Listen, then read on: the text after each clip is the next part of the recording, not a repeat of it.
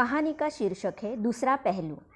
एक बार एक आदमी कोई ज़रूरी काम कर रहा था, लेकिन उसका 10 साल का बेटा बीच बीच में आकर उसे बार बार डिस्टर्ब कर रहा था।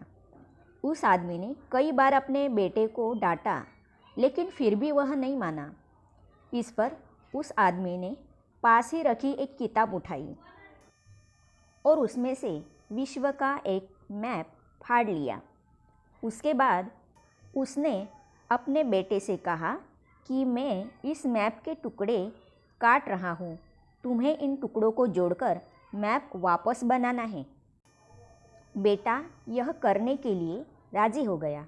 आदमी ने विश्व के मैप के टुकड़े करके बेटे को दे दिए और मन ही मन यह सोचकर खुश होने लगा कि अब वह कुछ घंटे आराम से अपना काम कर सकेगा, क्योंकि उसका बेटा मैप जोड़ने में व्यस्त रहेगा। बेटा मैप के टुकड़े लेकर चला गया और आदमी अपने काम में लग गया। कुछ मिनटों बाद ही बेटा दौड़कर उस आदमी के पास आया और बोला कि पापा, मैंने मैप पूरा कर दिया है। बेटे की बात सुनकर आदमी को विश्वास ही नहीं हुआ। उसने अपने बेटे के हाथ से मैप लेकर देखा तो वाकई वह पूरा हो चुका था। उसने बेटे से पूछा कि तुमने इसे इतने जल्दी कैसे बना लिया? बेटे ने कहा कि इसके पीछे एक कार्टून बना था, मैंने उसे जोड़ दिया और मैप आसानी से पूरा हो गया।